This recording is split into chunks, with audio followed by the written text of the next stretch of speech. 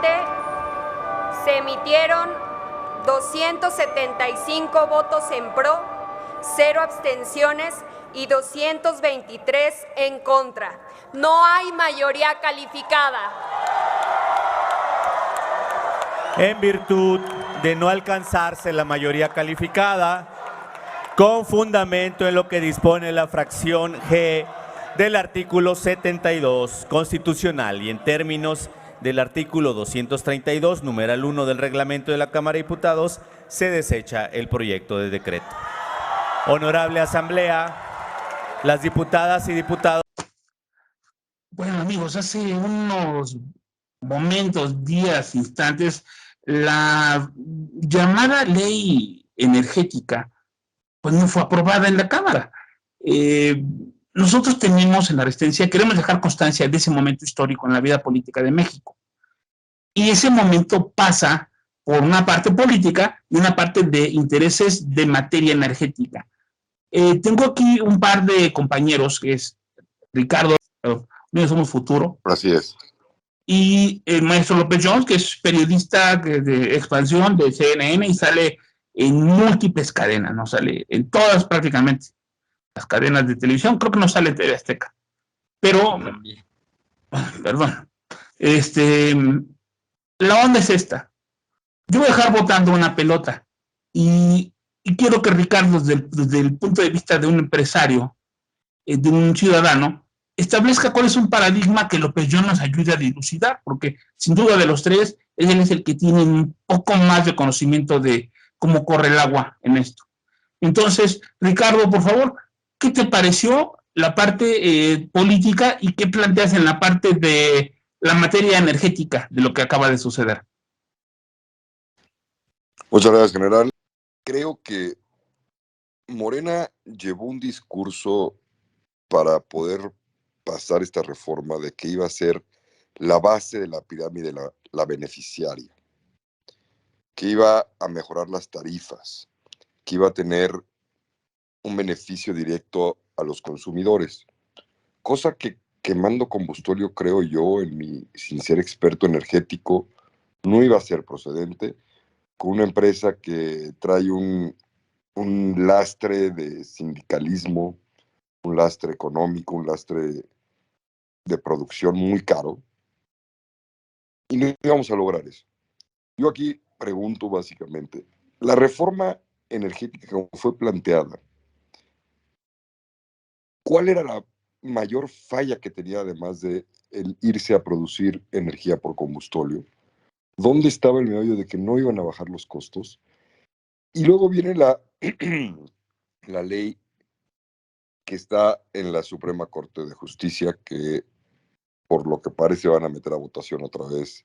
Bueno, van a revisar la votación y parece que va a ser improcedente. Mi verdadera pregunta, y donde yo veo el verdadero riesgo, es yo recuerdo los 80s, era chavo, se iba a la luz 3 horas. Y de aquí a que llegara, a ver cómo te ibas, si era 3 horas o un día, se echaba a perder la comida, no podías hacer mucho, ¿no? Transformadores que tronaban, muchas cosas que pasaban mal porque era una empresa paraestatal. Creo que las empresas paraestatales no son la vía, puesto que no hay un empresario que pierda o gane dinero. No hay un incentivo por mejorar a la empresa. Ese es el primer error que yo creo en las paraestatales. Ahora sí que dejo la pregunta en el aire.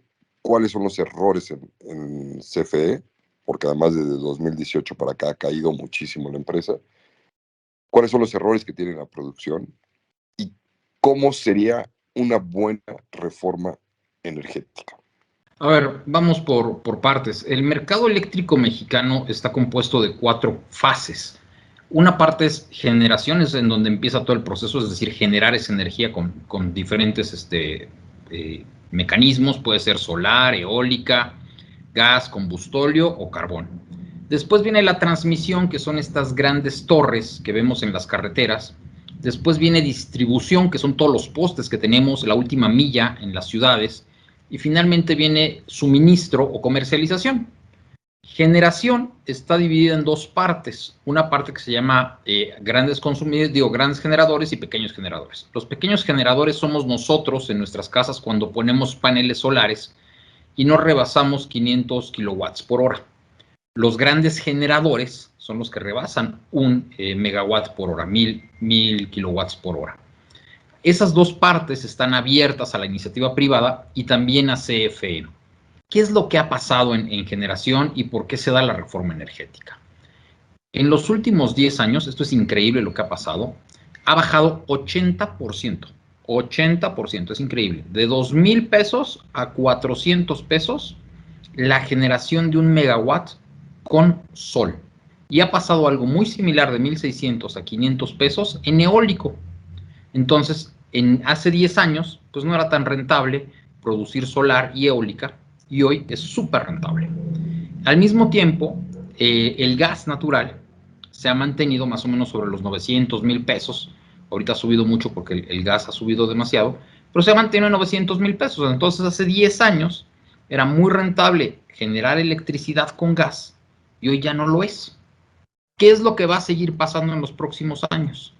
Pues la generación con gas, que es meterle a una turbina para que la turbina dé vuelta y esas vueltas generen la electricidad, pues ya no va a bajar mucho de costo. De 900 la veremos en 850, en 800 pesos el megawatt. Pero se espera que en los próximos 10 años la generación solar y la generación eólica sigan bajando de precio. De los 400 pueden llegar a los 200 o 180 pesos. ¿Por qué? Pues básicamente porque el mismo panel, que mide 1,20 por 2,40, hace 10 años captaba 150 watts y hoy capta 550. Dentro de 10 años va a captar 1,500 watts por hora y con un solo panel voy a tener para un departamento, una casa que gasta entre 600 y 800 pesos.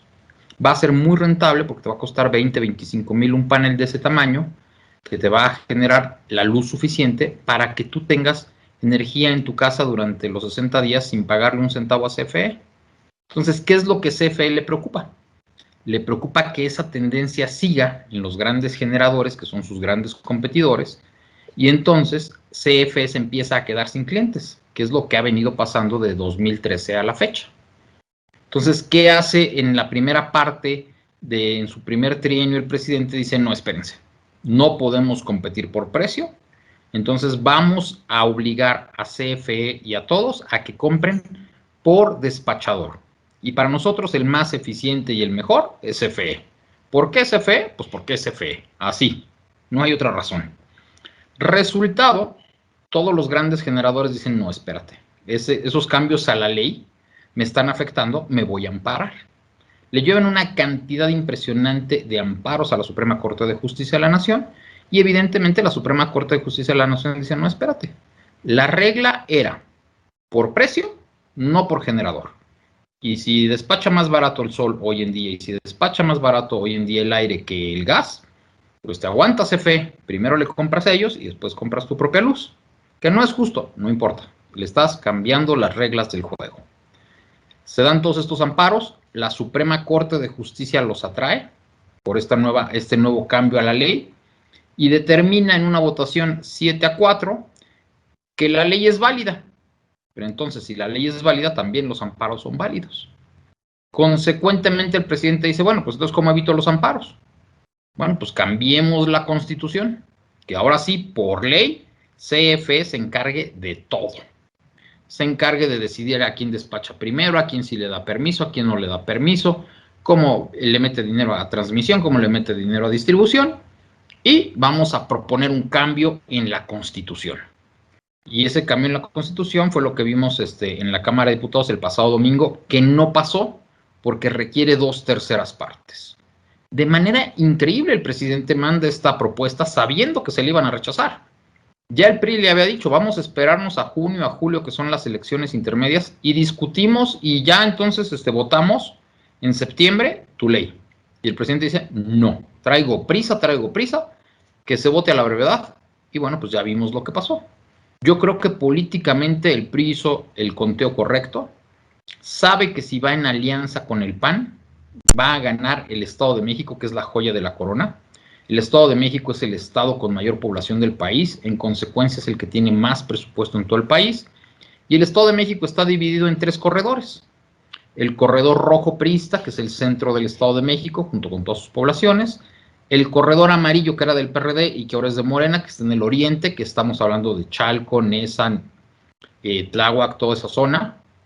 Y el corredor azul tradicional, que es toda la parte de Tlalpan, Tlanepantla, Atizapán. Entonces, si el PRI va en alianza con el PAN, tiene el corredor rojo, el centro, y tiene el corredor azul, el del PAN. En consecuencia, le gana a Morena. Si hubiera aliado a Morena en esta propuesta, pues evidentemente el PAN le hubiera dicho, pues entonces ya no vamos en alianza en el Estado de México, y ahí jugarle a 3, pues quién sabe quién hubiera ganado y probablemente el PRI hubiera perdido. Entonces creo que el PRI juega en esta reforma energética apoyando al PAN para que de esa manera el PAN le diga, está bien, tú quédate con el Estado de México, pero a mí déjame la Ciudad de México hacia el 2024. Y que se vuelva a dar algo muy similar a lo que vimos en las elecciones intermedias en Ciudad de México, donde ya ganó la oposición. Entonces van a tener un solo candidato en el Estado de México en 2023, muy probablemente va a ser priista, y van a tener un solo candidato en Ciudad de México en 2024, y a finales de 2024 lo que vamos a ver es que tanto el Edomex como la Ciudad de México son gobernados por la alianza. ¿Qué va a pasar en las presidenciales? Pues bueno, vamos a ver cómo se van moviendo las cosas, pero se quedan, en consecuencia, la oposición en el peor de los escenarios se quedaría con las 2 entidades que reciben más presupuesto del país, esto es Estado de México y Ciudad de México. ¿Por qué es tan ineficiente CFE? Por una razón muy sencilla, no está buscando utilidades, está buscando evitar el costo político. ¿Qué es lo que debería de pasar en los próximos 5 o 10 años? Bueno, pues que CFE dijera, oye, seguir teniendo termoeléctricas que utilizan combustóleo, que utilizan diésel, pues ya no son rentables. Estás produciendo el megawatt en 2,000 pesos cuando el sol y el aire andan en 300, 400. Pues hay que empezar a cerrarlas. Oye, ¿y qué le va a pasar a toda la gente que trabaja ahí? Lo que ha pasado en todas las termoeléctricas y carboeléctricas que se han cerrado alrededor del mundo. Los trabajadores alrededor del mundo pasan de energías sucias a energías limpias. Pasan de trabajar en una empresa de carbón a poner paneles solares y a poner centrales eólicas. Y punto. Y eso les ayuda mucho a las personas, porque las personas dejan de respirar combustóleo y dejan de respirar carbón. Otra situación muy importante. ¿Qué pasa con eso? Bueno, pues que entonces hay que empezar a hacer despidos de personas que trabajan hoy en CFE y el presidente no quiere perder esos votos. Son votos. No le interesa cuánto pague. En los últimos 2 años, Manuel Bartlett ha hecho cambios para que nuevamente las personas que trabajan en CFE se puedan jubilar a los 50 y 55 años. Son los únicos en el país que pueden hacer eso. Y evidentemente el sindicato de electricistas pues adora a Bartlett, pero eso está mal, porque no puede haber mexicanos de primera y mexicanos de segunda. Y eso de que ellos se jubilen a los 50 años y el resto de los mexicanos a los 65, nos cuesta a todos 75,000 millones de pesos, porque son más pensiones las que hay que pagar. Y por otro lado, por si fuera poco, CFE depende muchísimo del gas natural. México tiene reservas impresionantes en Tamaulipas, pero Pemex no tiene manera de sacar esas reservas, no tiene la tecnología, son reservas shale. Tendría México que hacer subastas, podría convocar únicamente a empresas mexicanas que hoy están sacando gas shale en Texas, podría decirles, oye, Grupo Val, por ejemplo, ¿por qué no vienes y sacas el gas que México tiene en Tamaulipas? Pero el presidente no quiere pasar a la historia como un presidente que cedió recursos naturales mexicanos a los privados. Entonces, pues que se quede esas reservas naturales del gas en Tamaulipas enterradas. Y mientras tanto, pues el gas sigue subiendo. México depende mucho del gas de Texas. Y ahorita que hay guerra en Ucrania, bueno, pues Europa está buscando de dónde comprar gas que no sea Rusia. Le habla a Estados Unidos dice, yo tengo gas muy barato, te lo puedo vender. Y entonces eso hace que se eleve el precio del gas. El precio del gas estaba en $3 el millón de BTUs, que es la norma, los BTUs. Estaba en $3 normalmente, hoy está en $6 y $7. ¿Y qué tendría que haber hecho la CFE? Bueno, pues tendría que haber comprado con anticipación coberturas de gas natural para que si sube el precio del gas natural, pues los productos financieros me paguen ese precio excedente y que yo gaste lo mismo. Como eso no sucedió, se acordarán que tuvimos unas heladas importantes en Texas que hizo que el precio del gas subiera. El año pasado, por esas heladas, CFE tuvo pérdidas de 50,000 millones de pesos. Este año va a pasar exactamente lo mismo, pero por cantidades mucho mayores, porque ya llevamos 2-3 meses con precios por encima de los $4 el millón de BTUs. Entonces, si la guerra en Ucrania se extiende, como todo hace suponer, por lo menos durante el verano, pues el precio del gas natural va a seguir por las nubes, CFE va a tener que comprar gas natural caro, por encima de su costo, que son $3, y no puede subir en la misma proporción sus tarifas, porque están reguladas por la Comisión Reguladora de Energía. Hubo muchos mitos que se dijeron durante la reforma energética. Uno que me parece importante es, la energía eléctrica no es patrimonio. La energía eléctrica que vamos a usar dentro de 24 horas, hoy no ha sido producida. 2. Si aprobamos la reforma energética, si se hubiera aprobado, bajan los costos. No, aumentan los costos. Porque la energía más barata que hoy compra CFE es la energía solar y eólica. Y entonces te hubiera tenido que depender más de su propia producción, que está basada en gas, en combustóleo y en carbón. Entonces íbamos en un retroceso brutal. Y lo más importante, CFE no tiene recursos suficientes para invertir lo necesario. Se requieren 100,000 millones de pesos anuales de nuevas inversiones. Llevamos 40 meses de esta administración y CFE no ha abierto una sola nueva planta de electricidad. ¡Una! En 40 meses. Evidentemente, por eso tenemos apagones en Mérida, en Campeche, en Veracruz, en Puebla, y ahora empezamos a tener ya apagones en Ciudad de México. ¿Qué fue lo que nos pasaba en 1980, 1990? Pues que López Mateos, como ya nos dijeron 200,000 veces, quitó a los privados la generación de energía en 1963, poco a poco se fue acabando la producción excedente, y hacia 1980 lo que teníamos eran apagones diarios. ¿Qué va a pasar en México si hacemos lo mismo? Pues lo mismo. Punto. Entonces creo que fue una muy buena decisión el que no se haya aprobado la reforma energética del presidente López Obrador. Lamentablemente no mejora nada. Tristemente México hoy celebra no estar peor. Deberíamos de estar celebrando estar mejor, pero las cosas están tan mal que estamos celebrando que no estamos peor. Gracias. Muy, muy ilustrativo y perfectamente explicado, sin tecnicismo, sin nada. Eso creo que es lo que buscamos, ¿no? Que nos expliquen en términos ciudadanos, no expertos. Ahora, de aquí me surge una pregunta que creo que es importante. No se ha invertido en generación eléctrica CFE. Lo que se ha gastado en Dos Bocas, ¿cuánto representaría para una inversión en eólica o solar y qué beneficios traería si se hubiera invertido ahí? Ok, es muy simplona la cuenta. Para Dos Bocas nos vamos a estar gastando 300,000 millones de pesos. Ese es el presupuesto verdadero de Dos Bocas.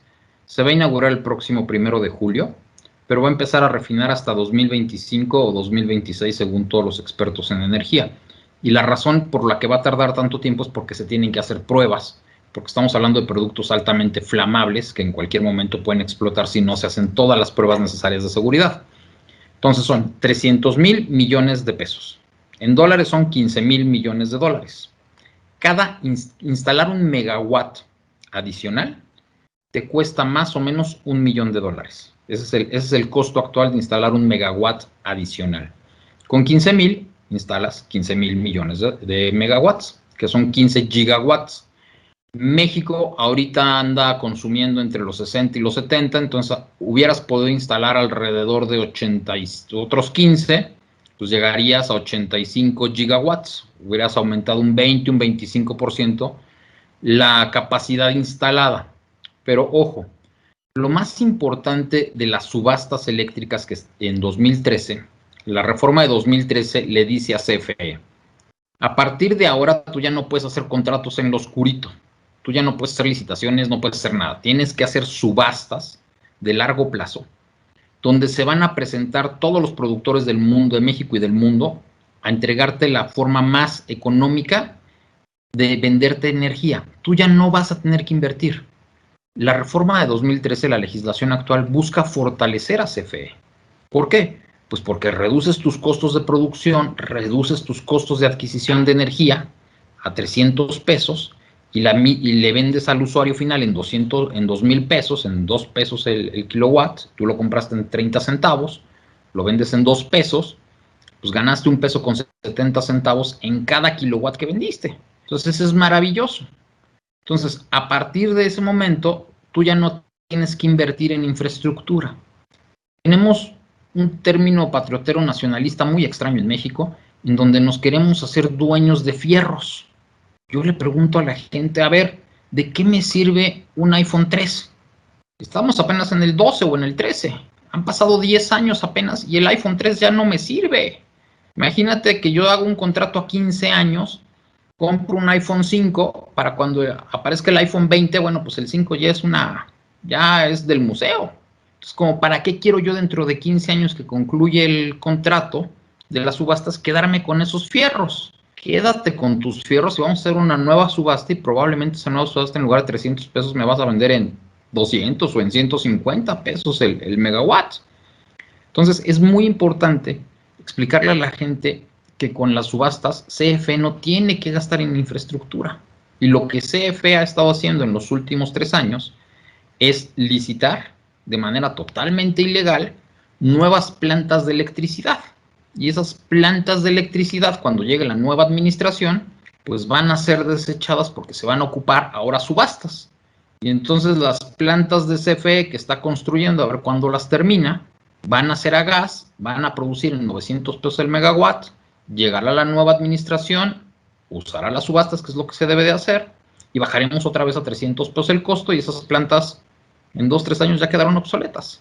Es increíble lo que estamos haciendo para que el señor Bartlett haga negocios en lo oscurito con tal de no cerrar carboeléctricas.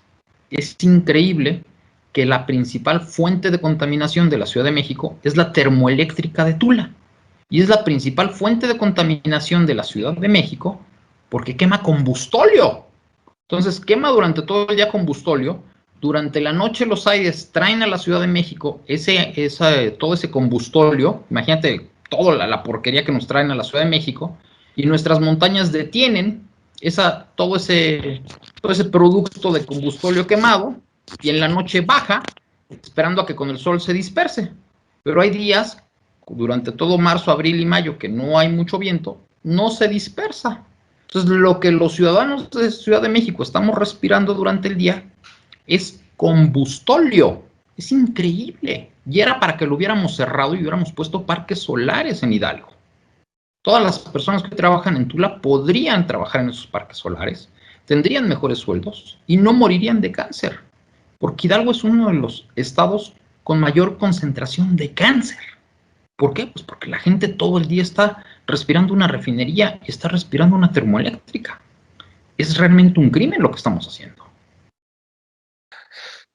Mucha gente me preguntaba porque yo estaba en contra de que se aprobara esta reforma, o sea, la ley de la energía, ¿no? Bueno, como de la parte de científico, yo entiendo que si no hay incentivos para desarrollar nuevas tecnologías, si se castigan los nuevos emprendimientos en materia energética, pues estamos condenados a quemar carbón. O sea, no hay otra alternativa porque la demanda existe y se tiene que...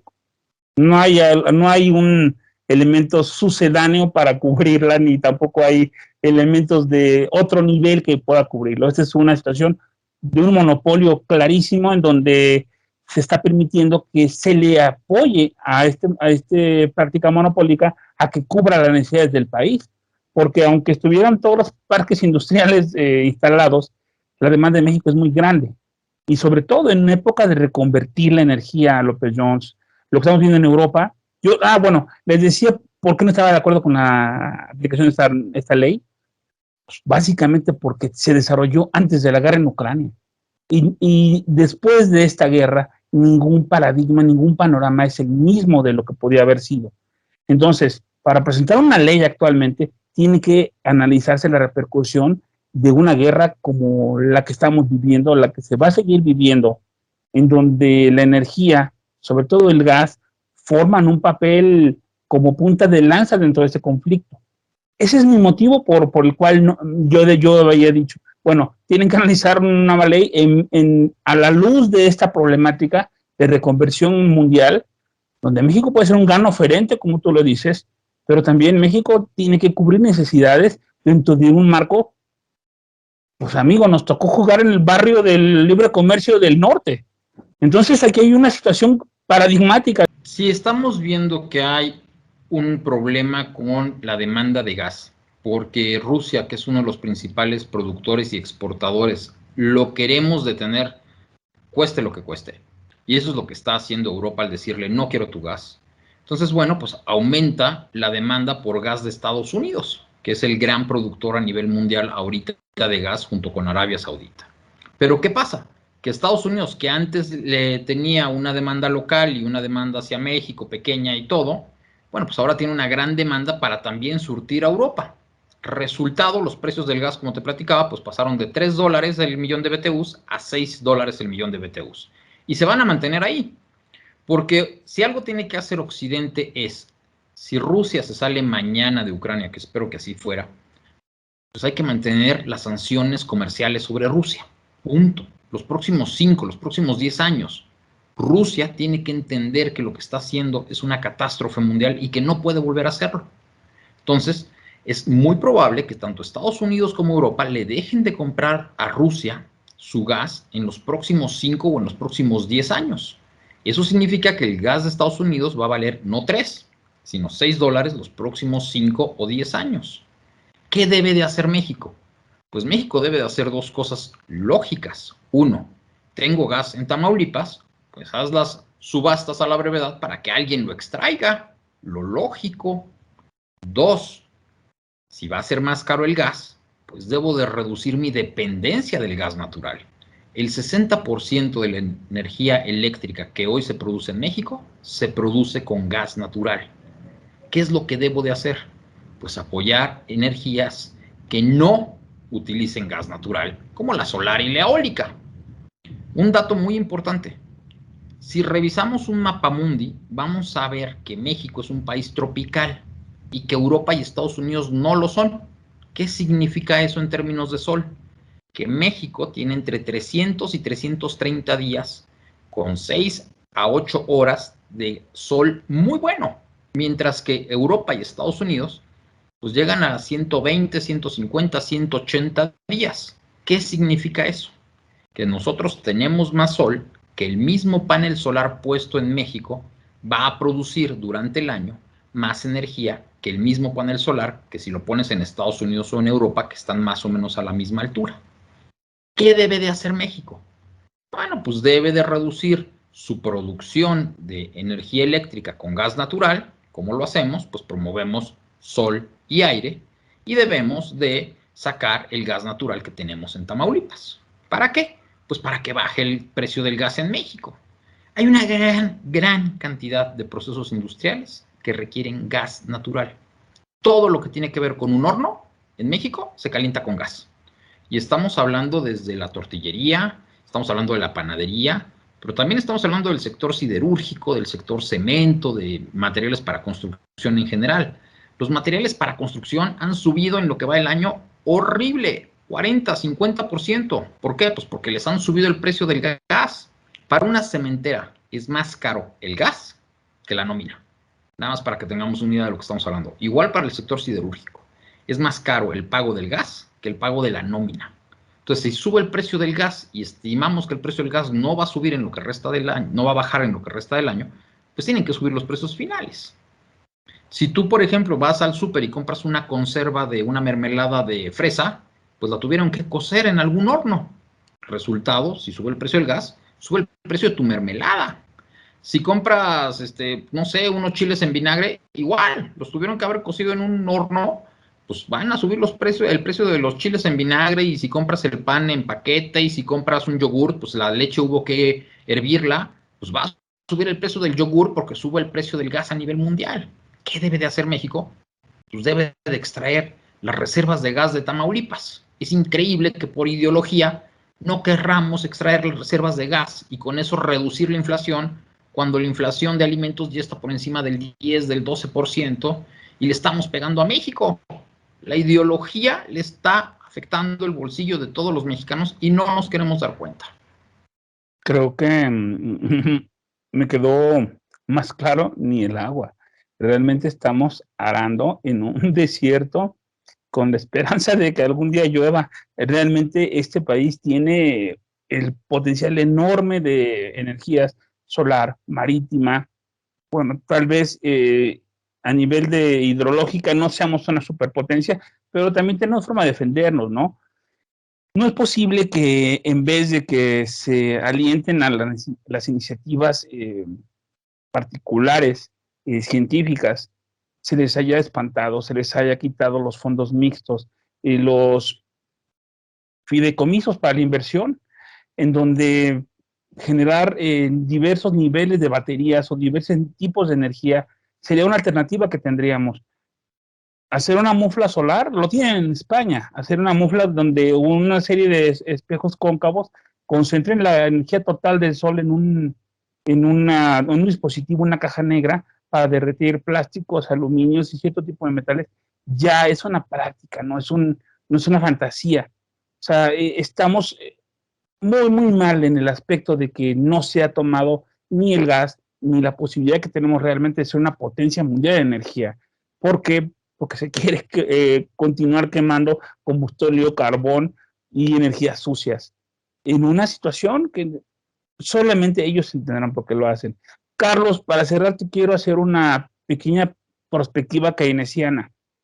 Mira, si estamos viendo, y como nos decía Brenda Estefan, nuestra compañera de la Resistencia VIP, a quien le mandamos un saludo, que esta guerra, este conflicto, tiene todo el tinte de ampliarse a una ocupación de años, en donde la depresión, tanto de los granos a nivel mundial, pues, Ucrania era el granero de medio África, por ejemplo, pero la parte de la generación de energía, pues de gas y petróleo, carbón de estos dos países, pues está golpeando al mundo.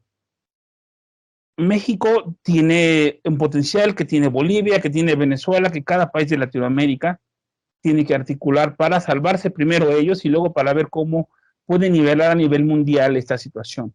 ¿Cuál es la perspectiva, Carlos? Si las cosas están como están, es obvio que el kilo de tortillas no costará lo mismo en diciembre, porque se trata del gas, las tortillas en México, por ejemplo. Entonces,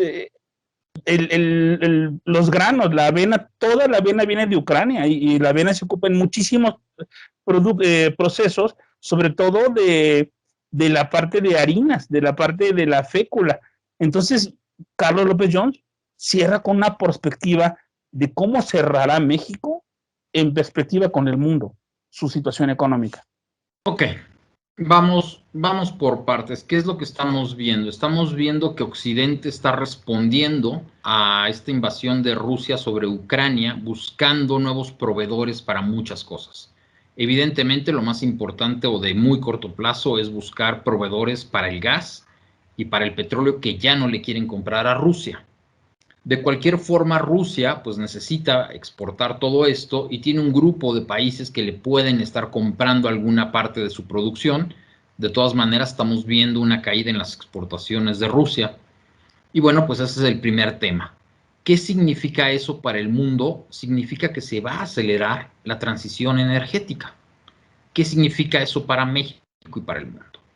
Es decir, si la gasolina en Estados Unidos me cuesta $5 el galón, si en Alemania me sale más cara la gasolina, si en Francia me sale más cara la gasolina, y ya hay en el mercado autos eléctricos e híbridos que me gastan muy poca gasolina, los híbridos, y los eléctricos no me gastan, bueno, pues lo que van a hacer los consumidores es que se van a voltear mucho más rápido hacia la compra de autos eléctricos e híbridos. Este año, de los 100 millones de autos, se espera que se vendan entre 10 y 12 millones ya de autos eléctricos. Y esa cifra va a subir el próximo año a 15, y luego a 20, y luego a 25, y luego a 30. El mundo va a buscar soluciones alternativas al uso del gas y del petróleo. ¿Qué vamos a hacer para sustituir al gas? El mundo va a utilizar una cosa que llamamos hidrógeno verde. ¿Cómo se obtiene el hidrógeno verde? El agua es H2O, 2 moléculas de hidrógeno y 1 de oxígeno, entonces le meto una cantidad impresionante de energía, le disparo un rayo al agua y divido el hidrógeno del oxígeno. Entonces separo el hidrógeno y luego ese hidrógeno lo quemo. Y es mucho más eficiente quemar hidrógeno que quemar gas. Voilà, ya tengo un sustituto al gas. Me va a costar más caro un poco, pero esa tecnología de utilizar hidrógeno verde se va a acelerar a nivel mundial. Lo que vamos a ver en consecuencia es que tanto Europa como Estados Unidos van a acelerar la transición energética, van a empezar a consumir menos petróleo y menos gas de manera mucho más acelerada de lo esperado, y lo que van a hacer es que van a empezar a cerrar sus mercados. ¿Cómo lo van a hacer? Le van a decir al resto del mundo, le voy a cobrar un impuesto a aquel producto que sea producido con energía gris, que venga de fuentes fósiles. ¿Por qué? Porque no está bien que yo le exija a mis productores locales que toda su energía sea verde y estemos importando productos elaborados con energía gris. Eso se llaman impuestos verdes. ¿Por qué? Pues porque te estoy poniendo un impuesto por contaminar. Hacia allá debe de ir México, en el mediano y en el largo plazo. México debe de lograr en 2035 que el 100%, no el 20, no el 30, no, el 100% de su energía en 2035 provenga de fuentes renovables. Deben de ser sol, aire y mar. No hay más opciones y no necesitamos más opciones.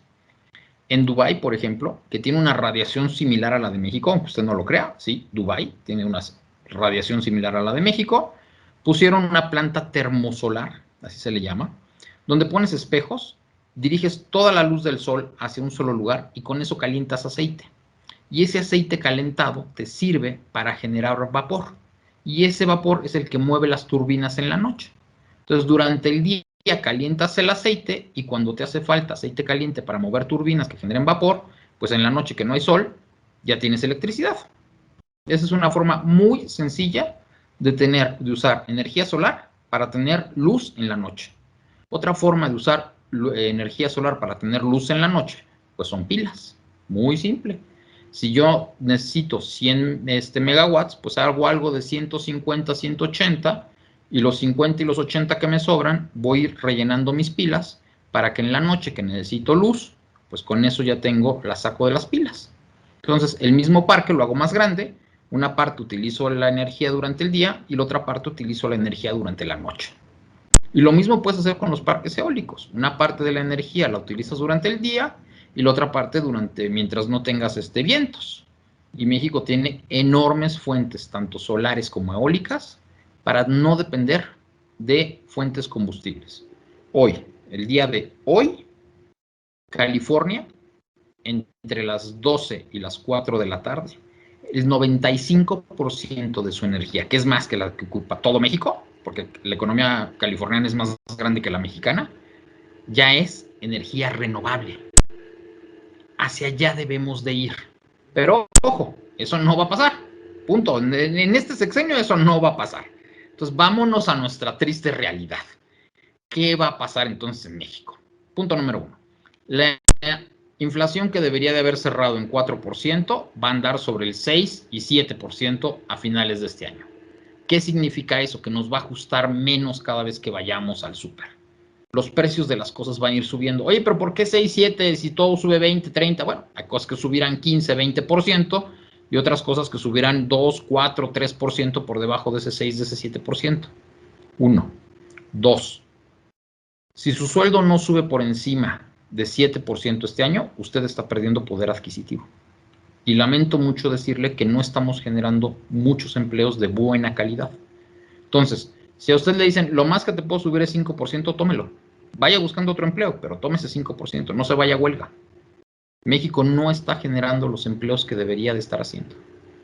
Tristemente, Nuestros políticos, en lugar de estar pensando en cómo mejorar la vida de los mexicanos, que debería ser, vamos a ponernos a extraer gas, vamos a darle seguridad a los productores de limón, de aguacate, de lo que esté subiendo de precio, en lugar de estar haciendo eso, están en show, están en la cámara, se están peleando, no están haciendo lo que deben de hacer.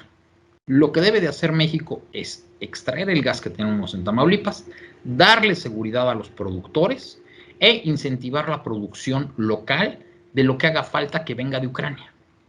E incentivar las importaciones. El gobierno puede comprar en los mercados internacionales cualquier cantidad que nos haga falta de cualquier producto. Eso debe de estar haciendo el gobierno. Y el gobierno no lo está haciendo. El gobierno debe de asegurar precios constantes para los productores para que no suban sus costos. El gobierno lo puede hacer a través de productos financieros, pero el gobierno en México no lo está haciendo. Ya sea porque no quieren, ya sea porque son unos ineptos y no saben qué es una cobertura de precios, o simple y sencillamente porque, ¿para qué? Si nadie me lo exige. Yo no estoy para eso, o eso no lo quieren los pobres. Y lamentablemente, los más afectados siempre son los pobres, porque los pobres no se pueden cambiar de trabajo. Los pobres no tienen las herramientas educativas para llegar a mejores trabajos. Los pobres se quedan hoy sin vacunas. Los pobres son hoy los que no tienen dinero suficiente para pagar las medicinas que no hay en el IMSS, que no hay en el ISSSTE. Los pobres son a los que más les afecta el alza en los alimentos, porque son los que, por ser pobres, gastan la mayor parte de sus ingresos en alimentos. Imagínese usted una persona que gana 6,000 pesos, probablemente va a gastar 4,000 pesos en alimentos, el 66%. Una persona que gana 20,000 pesos, pues ya no gasta 4, gasta 8, pero es el 40%, ya no es el 66%.